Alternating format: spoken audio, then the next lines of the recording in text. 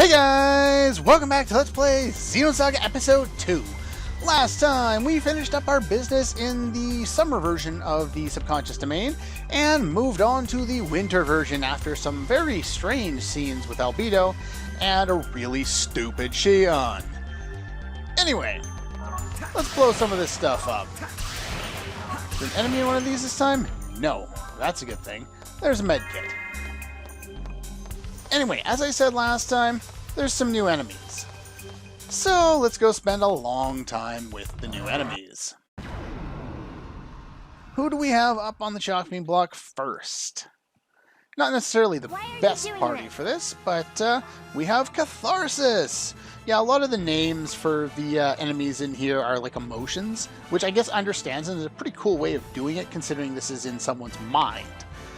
Kind of a cool idea. Anyway, Catharsis are 200% weak to fire and are weak to ether, so Momo is going to be the heavy lifting here. Anyway, now, basically I've gone ahead and figured out who I want for the upcoming boss, and the next boss I fight, I want a party of Ziggy, KOS-MOS, and Junior. So I want Momo and Chaos to be in my party most of the time, and I'll be subbing out the third person as time goes by. You'll also notice that I haven't really done any boosting of Shion at all. And that's because, like in episode 1, she has her own dungeon that she does solo and gets a crap ton of points there. So she'll be more than fine to keep up. Plus I have plans for that dungeon for a certain event later on, a certain GS quest. So anyway. Most important thing is to boost Momo up because she's going to do the heavy lifting. And, oh yeah, so these guys, their break zone is BC. Or no, sorry, CB. Looking at the wrong one here. You're probably better set to keep everybody healed up because you're not going to be a lot of help around here, Chaos, but, ow. I usually only need 2 characters to take down these enemies anyway, so having a third one here who can actually, you know, protect everybody is probably a good idea. Ow. Anyway, let's give you Flame Sword, because that's going to allow you to annihilate these guys pretty easily, as long as I get the right things set up here. No, I can't do that with you, so guess I might as well stock. Momo shouldn't have any trouble taking these guys out even without a break zone. Let's see. No, she might actually need a break zone.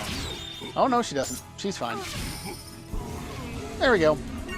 That's pretty much all there is to these guys anyway.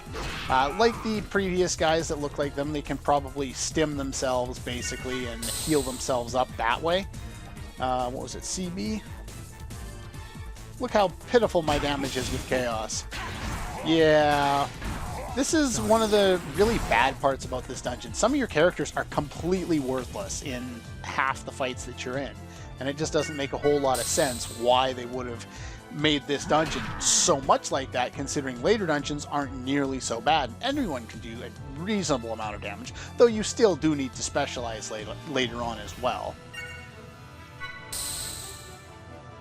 Okay, I would like to get KOS-MOS at a different spot, which would be that spot. And then Momo next.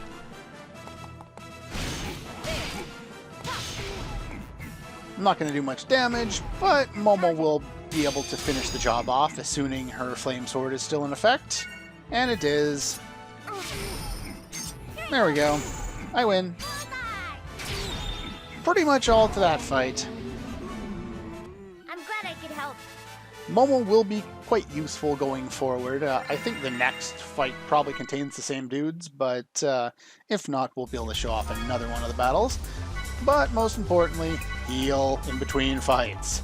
Must heal. We won't really need to go back to save points nearly as often anymore, because we're going to do plenty of stalking at the start of each fight anyway.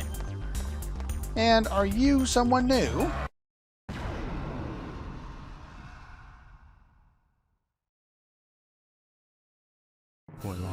You are someone new! Guess what? I am not going to be surrounded. No, thank you. Let's try that again. There we go. Much better. Alright, so these guys are called Glare. These guys have a break zone of BC, 150% weak to fire, 150 to pierce, 150 to slash, weak to physical. They're also 125 to aura, so chaos is mildly useful here. But first things first, just like with pretty much every fight we'll be doing this game, let's stock a whole bunch! Yay! I don't know why they thought this was a good idea in terms of the battle system, just to have the start of every boss fight, or every random encounter, preparing to fight. You'd think that this is something that, say, by halfway through the game you wouldn't have to do at all anymore. And it's not like it would be just super intense the way it is at this point. But yeah, it's just kind of weird that way. Not sure why they thought it was a good choice, but not much we can do about it at this point. So, break zone of BC, let's start throwing out, what was it, fire swords? Yes, fire sword. Let's put that on you. Momo will still do some amount of damage, but not nearly as much as she would have against the other guy, because he was weak to ether. Usually enemies tend to be either weak to physical or weak to ether, but not always the case. So I would stick to a guide if you're not, you know, if you don't plan on remembering the gibberish that I spout.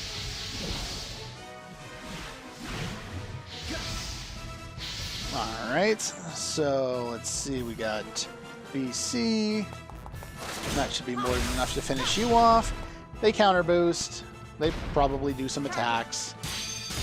But if you plan your encounters reasonably well, you shouldn't have too much of a problem. Let's see what their attacks are if they're planning on countering. They don't plan on countering. Okay. How much damage do you do? There you go. They just do another normal attack. Seems to be most of what these guys do. And we'll just end you right there.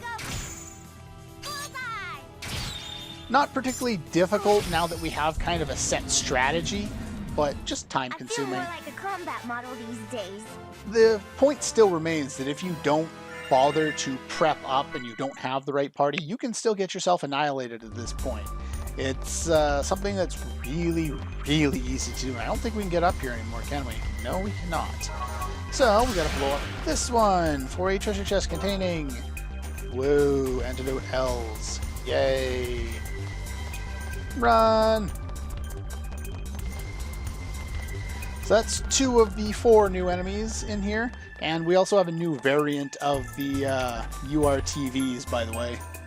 So if you're interested in, well, we'll show off the new variants. They're slightly different. For the most part, like, there's a lot of enemies in the game that'll be like Soldier Type A and Soldier Type B.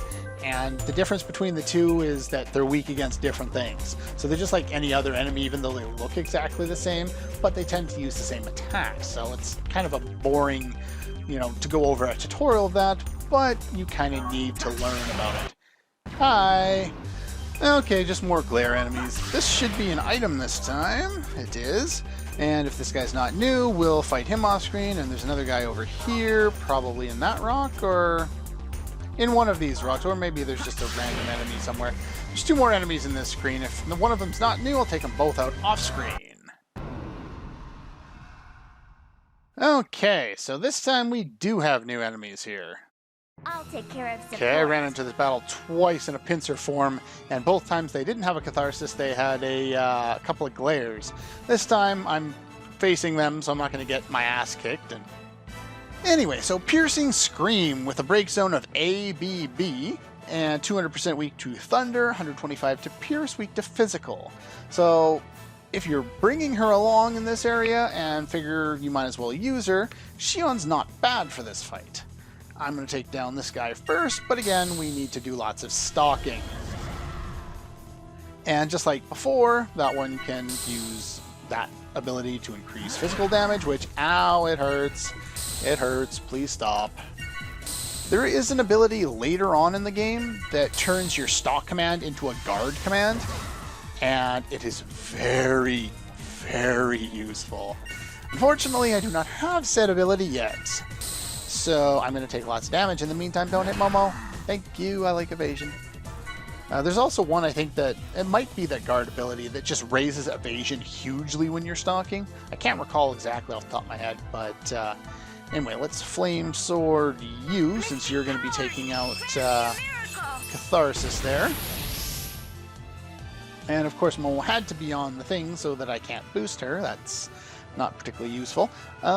You, I need to cast Thunder Sword on you. But I don't think I'll be able to one-shot him, so I'm going to have to start, I think, with Momo. But Momo does need to heal first. Mystic powers, grant me a miracle. Yeah, as soon as you start bringing that flying dude in, regardless of whether it's summer or winter, you start to have a lot more issue with certain aspects of the boss fight. Okay, so I'm going to start here, boost you. If I do a circle attack, it should be A. And then I'm going to boost her again. Go BB. And bring him down. And then finish it off with you. There we go. And Momo should be able to take down this guy relatively easily. Okay, and of course she gets her turn again right away. Did I weaken him enough? Probably not, considering you won't do any damage to this guy. Yeah. It is really inconsistent seeing that kind of damage back to back, where you see, you know, almost 1,000 damage and then, you know, 15. Really? Really? I still can't hit you, so I get a boost in you. I don't think he's weak to that, but at least I'll have more attacks. CB. See if I can finish you off. Maybe you're slightly weak to slash, I don't recall. Is that enough? It was enough. There we go.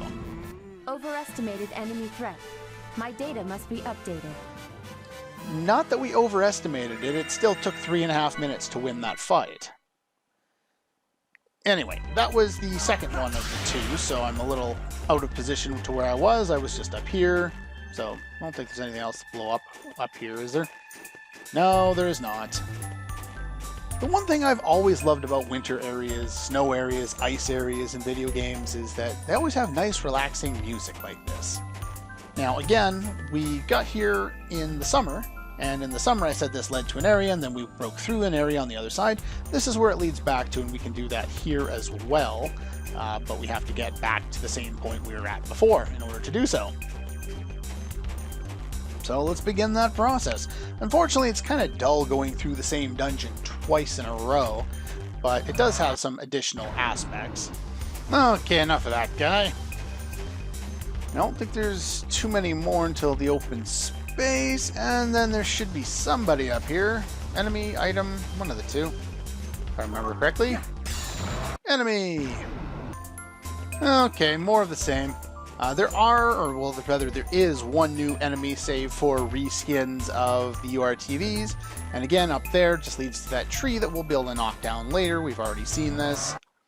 Okay, these things you can blow up again. They still don't do anything, so there's no real purpose in that. We can still blow up this tree, and it still does what it did last time. Fortunately, I'm repeating myself at this point, but that's because the game is doing the same thing. There's not really much I can do. Ah, there's something new. URTVs now. Okay, got my notes all organized there. Now we can fight this guy, now that I'm somewhat ready. Still not necessarily the best party for this. In fact, bringing Junior's probably a bad idea. These guys are 200% weak to aura, 300 to thunder, 150 to slash, and not particularly weak to either physical or ether. First things first, I gotta heal. Gotta love how that works out, eh? So yeah, Thunder Sword will be very helpful. Oh yeah, they have a break zone of CC, just like the other ones did. So, I'm going to start stalking away. Chaos, again, should be able to take these guys down pretty easily on his own. He might need a second stalk, though I'm not 100% sure. In fact, I'm going to bring him in and see if he can do it right now. Oh, he got a second attack out of it anyway. Did he need it? Nope. These guys have 600 HP, so they get a little more than before. I am just going to throw Thunder Sword on... Did I get Thunder Sword? It's hard to see sometimes. Especially when you're blind as a bat like I am. Go. Yeah, you... Basically, the game gets a lot easier once you get Medica All and once you get the Sword Ethers. Once you get those are the things you really need, which is why I did so much grinding like I did in episode 1 to give myself more skill points now to make it easier to get those things early on, so I didn't struggle through many 8-minute fights like I was in my test run, because I didn't level up nearly as much. In fact, I was about half the level that I ended up being here. Let's go CC that. Probably shouldn't. I'm going to kill him. Yeah, Thunder Sword, very, very good. No, not going to kill you, unfortunately. Oh well. Let's do one shot to you. Okay, guess that's not nearly as much damage as I was expecting. Or did I not give you Thunder Sword? That's entirely possible. I forget what I do in these fights. Alright. Enough? I got him. Nice. Okay. Yeah, so these fights, because there's so many enemies in there, you probably are going to need to heal a reasonable amount. And think about trying to survive this fight with just Medica. It's not going to go very well for you, is it? Ah, screw him. He's dead.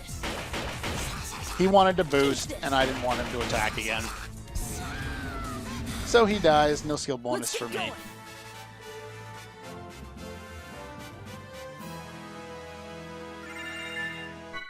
Alright, and now I just need to do a little bit of healing.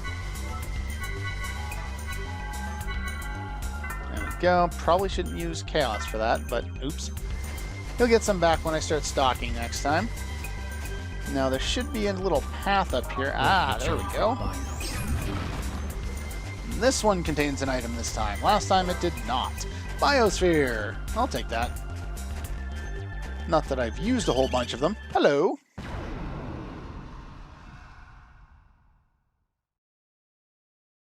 I'll take care of support.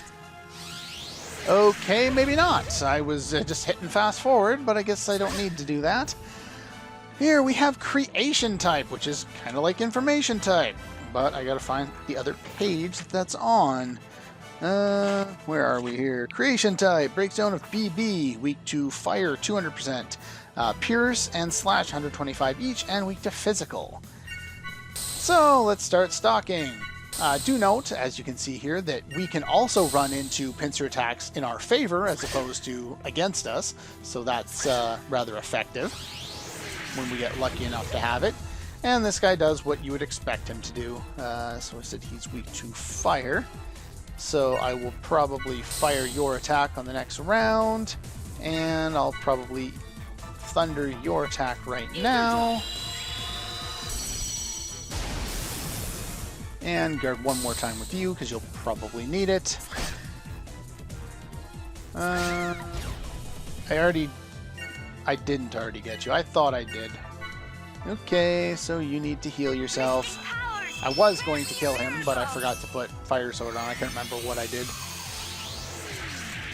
Ow. Alright, so Ether... Flame Sword, right? Yes, Flame Sword on you. And of course you're gonna boost. Why not? Guess Chaos can go and get an easy kill on these guys. There we go. And HP looks good. So I think we'll have you annihilate on the next turn there, Momo. And in the meantime, you can just stalk. I'll just waste all of them because it doesn't really matter. Now, he's going to go for the death attack, I think. Oh no, I killed him before he could do that. Sometimes they have the death counter, just like the other ones, the information types from the previous part of the area. The summer variant. And Okay, so let's go and finish you off. It's a good idea to waste all of your circle attacks, all of your stock on your final turn, because as you can see by my my gauge there, my boost gauge, is it wasn't full at the start of Junior's turn, and with that, what I did, I wasted them all even though I didn't need them to kill the guys, but it was a good way of getting me all of the points that, or all of the boosts that I needed to fill that gauge up for the next battle. Make sure you hit that before you move too much further. And that's pretty much all the time I have for this episode. So, next time we'll continue through the winter variant of the subconscious domain. And for some reason, we still want to go to the beach. Though I don't think you would really want to go to the beach in the winter, especially when it's covered in like a foot of snow. Oh well, it's all for this one, and I'll see you guys next time.